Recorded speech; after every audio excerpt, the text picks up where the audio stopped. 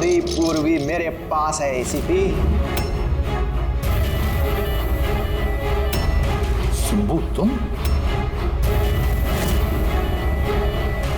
हाँ, मैं, जिसे तुम लोग यहां वहां खोज रहे थे ना, वो तुम लोगों के साथ ही था।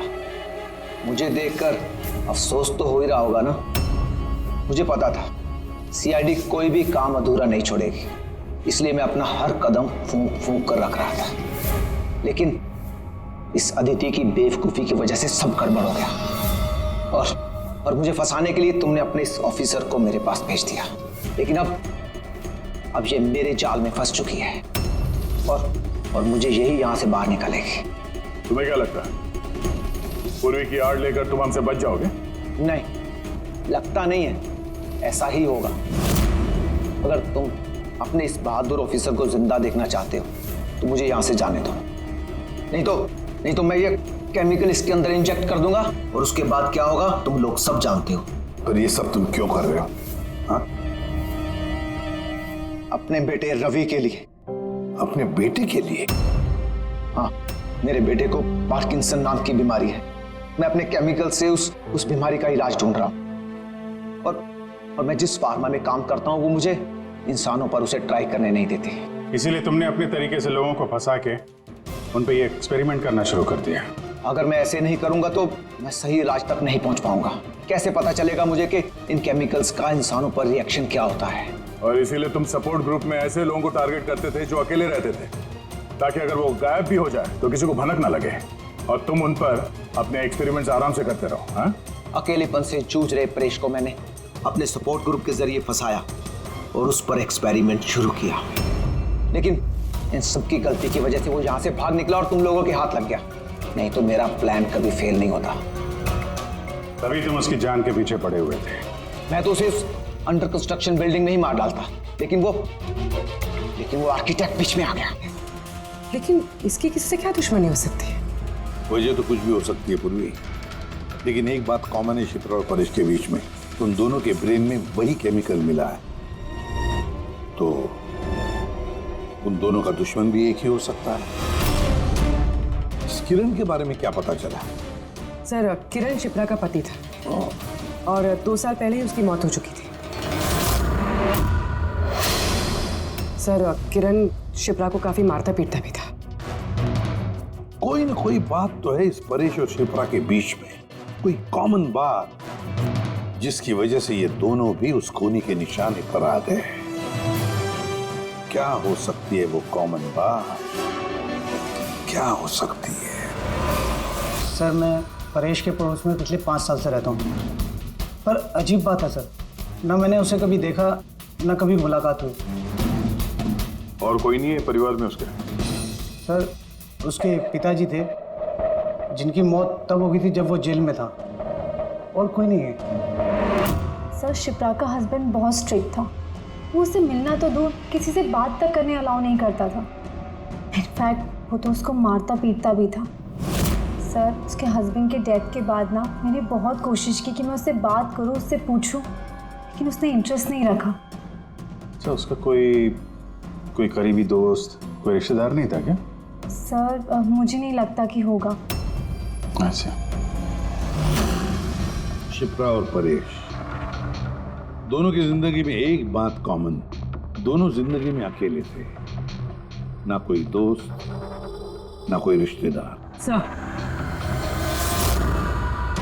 सर, दोनों में एक चीज कॉमन है। क्या?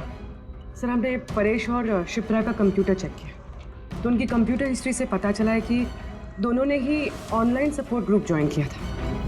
अच्छा, ऑनलाइन सपोर्ट ग्रुप मतलब? सर, ये ग्रुप्स है जो डिप्रेशन, लोनलीनेस, ड्रग एडिक्शन और अल्कोहलिज्म में फंसे होते हैं, उनकी काउंसलिंग करता है और उनकी मदद करता है। सर, शिप्रा ने 2 हफ्ते पहले ही एक ऐसा ग्रुप ज्वाइन किया था जो शादीशुदा जिंदगी में परेशान लोगों की मदद करता है। और परेश ने अपने अकेलेपन से निकलने के लिए पिछले महीने ही ऐसा ग्रुप ज्वाइन किया था। अजीब इत्तेफाक है, दोनों ने ऑनलाइन ग्रुप ज्वाइन किया और दोनों को एक ही तरीके की परेशानी हुई। कुछ पता चला इस ग्रुप के बारे में? सर हमारा साइबर एक्सपर्ट राज इस ग्रुप को ट्रेस करने की कोशिश कर रहा है, जल्दी कुछ पता चल जाएगा। सर सर शिप्रा का खून इसी आदमी ने किया है। जिस वक्त उसका खून हुआ था उस वक्त जितने भी लोग मौजूद थे ये सबसे ज्यादा अजीब है सर। जिस वक्त अभिजीत सर और पूर्वी सुपरमार्केट पहुंचे थे ठीक उसी वक्त ये आदमी वहां पहुंचा था सर, और भीड़ में घुस गया था, और जब शिप्रा की मौत हुई तो फटाफट वहां से भाग गया। रेडी, काम करो, हमारा डेटाबेस चेक करो, शायद इसके बारे में कुछ पता चले, कोई लीड मिल जाए। इसका मतलब है सर ये खूनी सुपरमार्केट में कुछ खरीदने नहीं बल्कि शिप्रा को मारने के लिए आया था।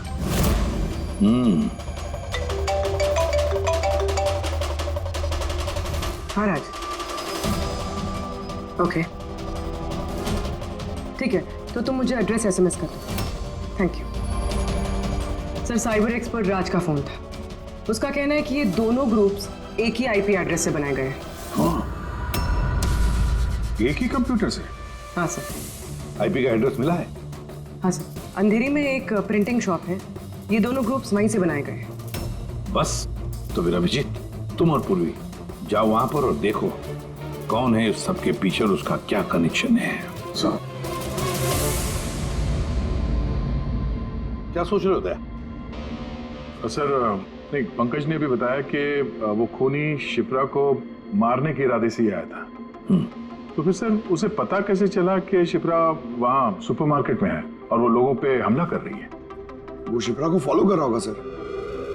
अगर फॉलो कर रहा था तो अभिजीत और पूर्वी के वहाँ सुपरमार्केट में पहुंचने से पहले वो मार के निकल जाता, बाद में नहीं मारता उसे। अभिजीत को सुपरमार्केट पहुंचने में 20 मिनट लगे और खूनी को भी वहां पहुंचने में 20 मिनट लगे, तो इसका मतलब है दोनों को भी खबर एक ही वक्त पहुंची थी। सर कहीं ऐसा तो नहीं कि इंफॉर्मेशन खूनी को हमसे ही गई हो? हमारे यहां से इंफॉर्मेशन? हाँ हो सकता है। क्या कहीं ऐसा तो नहीं कि जब हम परेश को देखने गए थे हॉस्पिटल में उस वक्त खूनी वहां पर मौजूद था और उसने मेरी बातें सुन ली हो? खूनी हॉस्पिटल में कर क्या रहा था?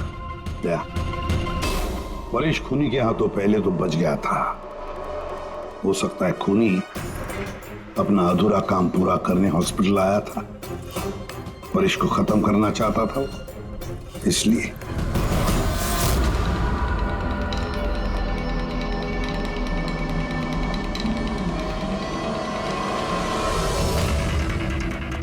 डॉक्टर साहब, क्या आपने इस आदमी को देखा है?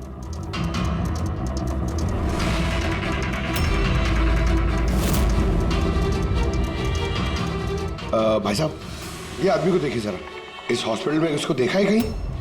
हाँ, इसको तो मैंने देखा है। कहाँ देखा है? वहाँ वेटिंग रूम में।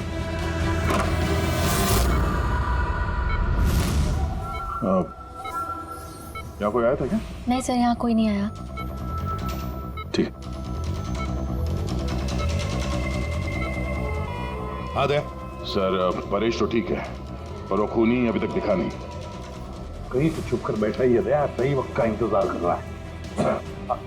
वेटिंग रूम में भी चेक किया सर, अभी कोई नहीं है। तो यही पता है, पर कहाँ छुप कर बैठा है ये?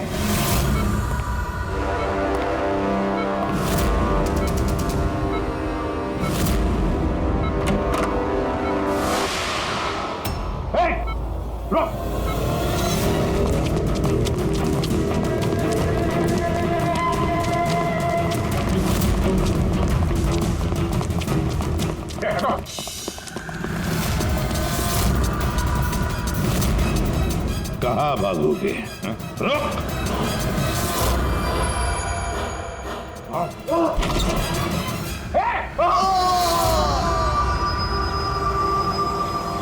My God! हाँ भाई, क्या मिला? सर ये दोनों साइड डिलीट किए जा चुके हैं, अब वो ऑपरेशनल नहीं है। मतलब अपराधी ने सबूत मिटा दिया? जी सर, पर सर कुछ इंटरेस्टिंग चीजें मेरे हाथ लगी है। क्या? ये देखिए सर, इसी आईपी एड्रेस से, इसी कंप्यूटर से उस तरीके के 6 और ऑनलाइन सपोर्ट ग्रुप बनाए गए हैं। तो लोगों को फंसाने के लिए ऐसे कई ग्रुप बनाए गए हैं। बिल्कुल सर। सर बाकी ग्रुप डिटेल में चेक कर लेता हूँ। मतलब सर परेश और शिप्रा के अलावा और भी कई लोग हैं जिन्हें इन लोगों ने फंसाया है। मगर सर मकसद क्या हो सकता है इस तरह से साइट बना के लोगों को टारगेट करने का? वही केमिकल से रिलेटेड कुछ होगा। ये कुछ मिला रजिस्टर में? हाँ सर। सर पिछले 3 महीनों में 85 लोगों ने कंप्यूटर यूज़ किया। सबकी डिटेल्स चेक करनी पड़ेगी। ठीक है सर ये देखिए 6 में से 5 ग्रुप डिलीट किए जा चुके हैं, लेकिन अभी भी एक सपोर्ट ग्रुप एक्टिव है और अभी भी उसे कोई ऑपरेट कर रहा है। Enhancing the life of lonely people, मतलब साफ है ग्रुप बनाया जाता है, तना लोगों को फंसाया जाता है और बाद में ग्रुप डिलीट। तो अब उन्हें एक और शिकार की जरूरत है। एक आइडिया है पूर्ण? कुछ पता चला इस आदमी के बारे में? फिलहाल तो कुछ नहीं। वॉलेट के अलावा इसके पास कुछ भी नहीं मिला है, मोबाइल फोन तक नहीं। तो हमारे पास कोई सुराग नहीं है। दया, ये केस दिखता उतना सिंपल नहीं है, बहुत बड़ा षड्यंत्र है ही है। कई सारे लोग इसमें इन्वॉल्व हैं। ये तो इस खेल का मोहरा लग रहा है सर, वो भी भाड़े का। और इस केस का मास्टरमाइंड अभी भी आजाद घूम रहा है, अपने नए शिकार की तलाश में होगा। जल्द से जल्द ढूंढना होगा सर इसे। हाँ पंकज, आराम से।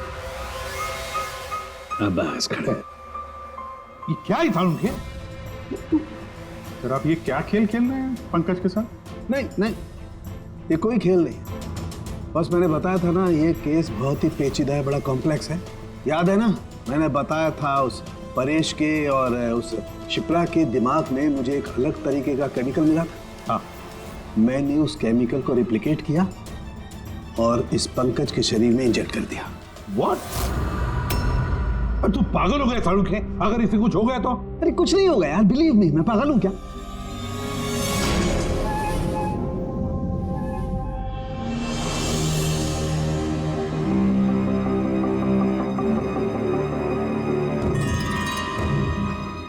पंकज, अब आंखें खोलो, देखो तुम्हारे सामने कौन खड़ा है। तो फ्रेडी सर है। ग्रेट, ये फ्रेडी सर है ना। अब इस तरफ देखो पंकज, यहाँ कौन खड़ा है?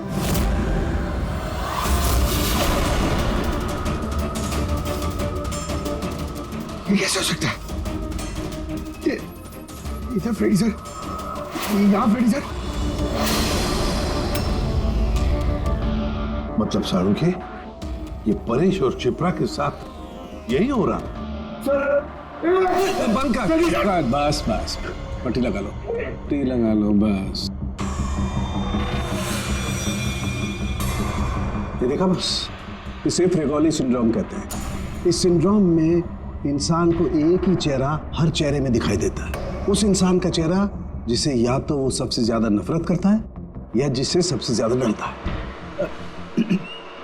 पंकज, मुझसे इतनी नफरत करता है तू? अरे सर, आपसे नफरत थोड़ी करता हूँ सर, आपसे तो मैं डरता हूँ। पंकज को मैंने इस केमिकल का बहुत थोड़ा सा डोज दिया, इसीलिए इस पर वैसा असर नहीं हुआ जैसा शिप्रा पर और परेश पर हुआ था। परेश और शिप्रा को तो इतना हैवी डोज दिया गया था कि उनके दिमाग पर गहरा असर हुआ और साइकोसिस लेवल पर पहुंच गया। इसलिए दोनों ऐसा रिएक्ट कर रहे थे जैसे सामने भूत दिख गया हो। तो इसका मतलब जैसे जैसे परेश के दिमाग से ये केमिकल का असर कम होगा, नॉर्मल हो जाएगा और हमें अपराधी तक पहुंचने का जरिया मिल जाएगा। हो सकता है, लेकिन दावा नहीं कर सकते। और हाँ, हम ये भी नहीं कह सकते कि इस केमिकल का असर कितने दिनों में खत्म होगा।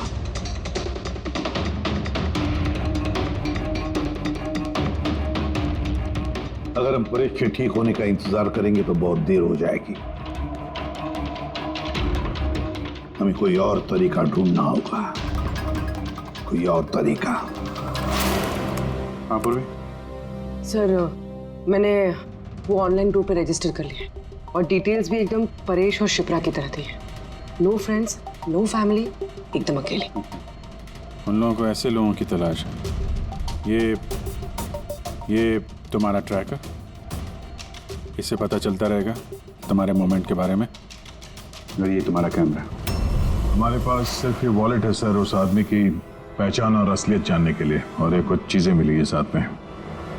पेट्रोल पंप का बिल, ये होटल का मैच बॉक्स, खरीदा हुआ मैच बॉक्स, तो ये नंबर किसका है? ये सेलफोन लगता है किसी? सर हम इस पेट्रोल पंप पे गए थे, वहां से पता चला सर ये आदमी महीने में 2-3 बार वहां पे आता है, और सीसीटीवी फुटेज में हमने देखा कि वो अपने बाइक पे हर बार अलग अलग नंबर प्लेट लगा के आता है। हाँ, और पेमेंट कैश में करता है। और सर ये मैच बॉक्स जिस होटल का है वहाँ पे भी हमने पूछताछ की। वो आदमी महीने में 5-6 दफ़ा खाना खाने आता है और पेमेंट भी कैश से करता है। सर ये नंबर के बारे में आप पूछ रहे थे सर, ये बार में एक लड़की है जो काम करती है उसका है। वो कह रही थी कि उस आदमी का नाम अशोक है और 1-2 बार उनसे बात हुई है, फिर वो गायब हो गया सर। मतलब हमारे पास इस अशोक के बारे में सिर्फ इतनी इंफॉर्मेशन है। एक काम करते हैं, ये सारी जो लोकेशंस है ना, पेट्रोल पंप, बार और ये होटल, देखते हैं कहाँ पर है। जरा मैप दिखाओ।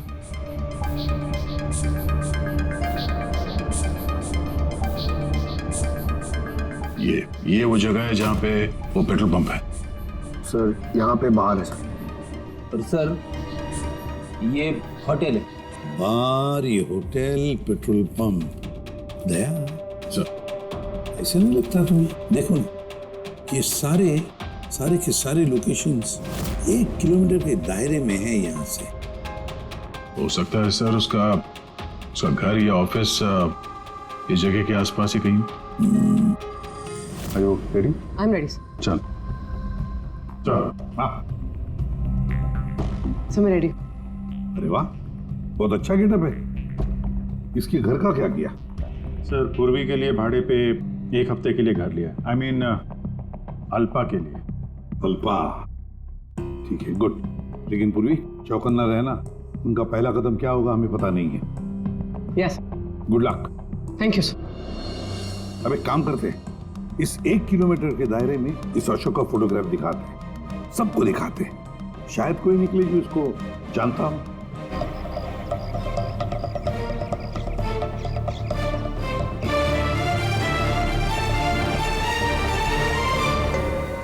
पूर्वी, हाँ सर। चौकन्ना रहना। सर यहाँ पे तो सब ठीक है।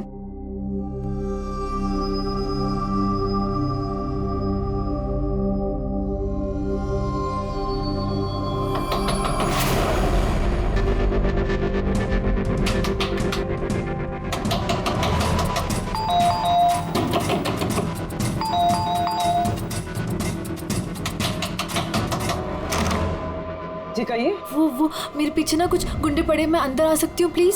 1 मिनट।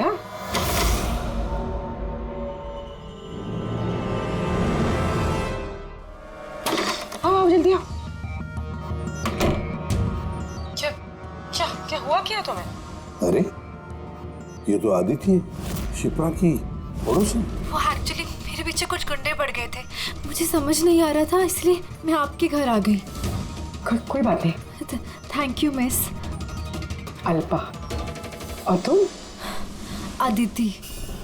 बैठो। अब प्लीज मुझे 1 गिलास पानी देंगे प्लीज? अभी लाती हूँ।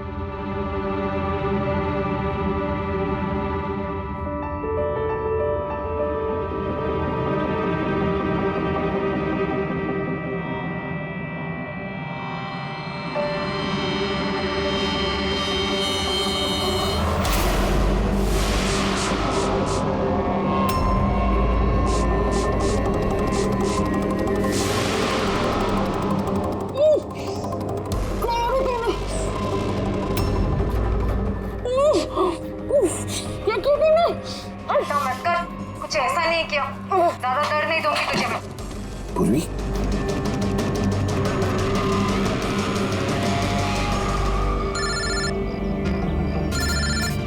हाँ सर।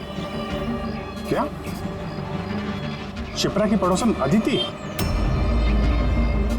सर मैं फौरन वहां पहुंचता हूं। नहीं सर, अब अशोक का भी पता नहीं चला। ये सर। सब कुछ प्लान के मुताबिक तो चल रहा है। अब देखते ही आदित्य पूर्वी को कहां लेकर जा रही है। अरे ये क्या, ट्रैकर एक ही जगह पे? मूवी नहीं हो रहा,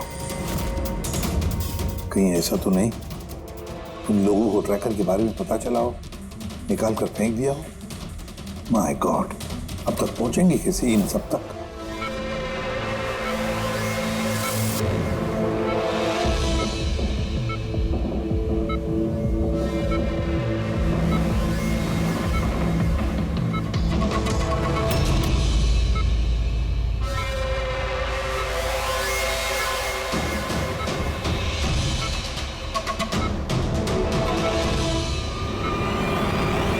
चलो, तुम्हारे दवा का वक्त हो गया है।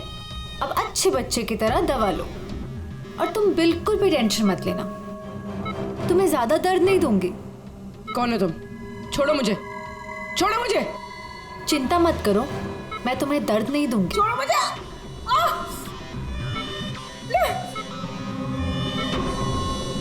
मैंने तुम्हें मना किया था ना कि कुछ दिनों के लिए हम किसी नए लोगों को नहीं लाएंगे, क्योंकि सीआईडी वाले हमें पागलों की तरह ढूंढ रहे हैं। हमारी कोई भी लापरवाही हमें बहुत महंगी पड़ सकती है। सर, अदिति का घर बंद था, दरवाजा तोड़ के हम लोग अंदर भी घुसे पर कुछ हाथ नहीं लगा सर। इस अशोक का भी कुछ पता नहीं चल रहा है। सर, ऐसा लग रहा है हमारे लिए सारे रास्ते बंद हो गए। नहीं फ्रेडी, हमारे लिए कोई रास्ता बंद नहीं होता, हम सीआईडी वाले रास्ता बनाते हैं। सर, वो लोग कहीं पूर्वी को केमिकल इंजेक्शन ना दे दें। नहीं, कुछ नहीं करेंगे वो लोग, पूरी को कुछ नहीं होगा। कोई तो बात हम मिस कर रहे हैं, कोई तो बात है जो हमसे छूट रही है, पर क्या हो सकती है वो बात? सर, वो कपड़े का टुकड़ा जो हमें सुबह के हाथ में मिला था, उसके रेशे में आटा मिला था हमें।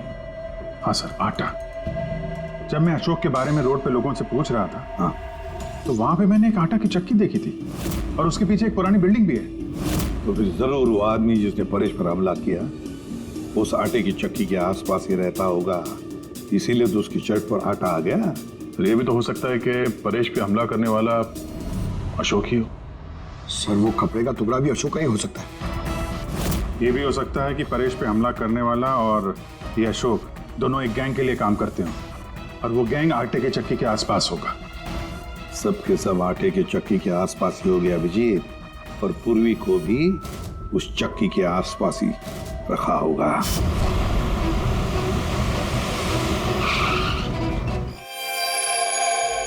कोई अपने जगह से नहीं हिलेगा, कोई भी नहीं।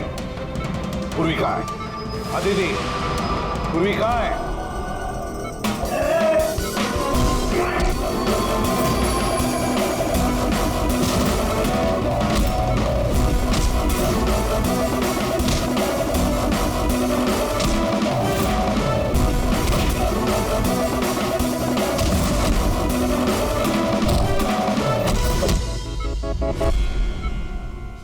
सब नर्सेज और डॉक्टर इस तरफ आ जाओ। चलिए। चलो तुम भी जल्दी। डॉक्टर अदिति, पूर्वी कहाँ है? पूर्वी कहाँ है?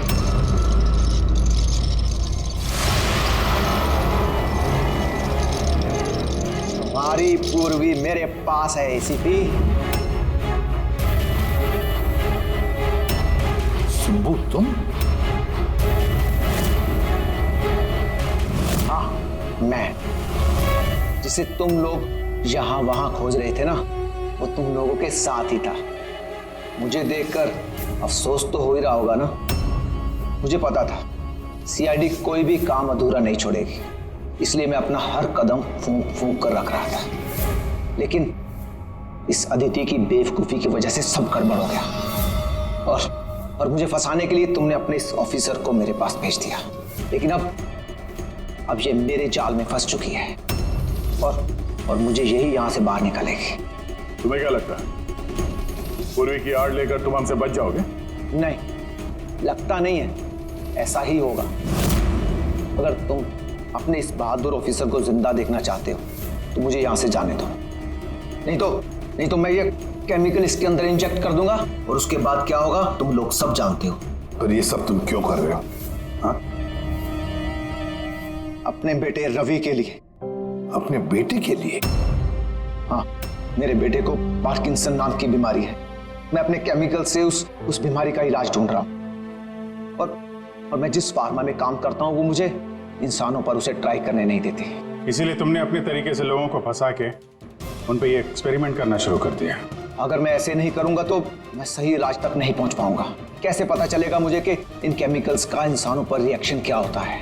और इसीलिए तुम सपोर्ट ग्रुप में ऐसे लोगों को टारगेट करते थे जो अकेले रहते थे, ताकि अगर वो गायब भी हो जाए तो किसी को भनक ना लगे और तुम उन पर अपने एक्सपेरिमेंट्स आराम से करते रहो। हाँ, अकेलेपन से जूझ रहे परेश को मैंने अपने सपोर्ट ग्रुप के जरिए फंसाया और उस पर एक्सपेरिमेंट शुरू किया, लेकिन इन सबकी गलती की वजह से वो यहाँ से भाग निकला और तुम लोगों के हाथ लग गया।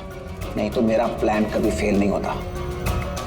तभी तुम उसकी जान के पीछे पड़े हुए थे। मैं तो उसे अंडर कंस्ट्रक्शन बिल्डिंग में ही मार डालता, लेकिन वो आर्किटेक्ट बीच में आ गया। वहां तुम भी तो जख्मी हालत में मिले थे, ये क्या चक्कर है? परेश को जैसे ही मैंने चाकू मारा मुझे लोगों की आवाज आई और मैं वहां से भागना चाहा और हड़बड़ी में तुम्हारा पैर फिसल गया और तुम सीधे नीचे गिर गए। मैं तो वहां से भी भाग जाता, लेकिन मेरे टूटे हुए पैर की वजह से मैं भाग नहीं पाया। और इसीलिए तुमने विक्टिम होने का ढोंग किया ताकि तुम सेफ भी रहो और किसी को तुम पे शक भी ना हो। और तभी तुम लोगों की नजर मुझ पर पड़ी। और शिप्रा का क्या? उसे तो तुमने किडनैप नहीं किया था, वो तो सुपरमार्केट में घूम रही थी। सपोर्ट ग्रुप में से अदिति ने शिप्रा को चुना और हमने डिसाइड किया कि हम उसे किडनैप नहीं करेंगे और चुपचाप ये ड्रग देते रहेंगे। खिलाड़ी तो तुम शातिर हो और थोड़े कच्चे हो, नहीं तो हमारे लिए सबूत नहीं छोड़ते तुम। याद है ना तुम्हारा वो शर्ट, उसका एक टुकड़ा, कपड़े का टुकड़ा, उस पर जो आटा लगा था ना, बस उसी के जरिए हम तुम तक पहुंच गए।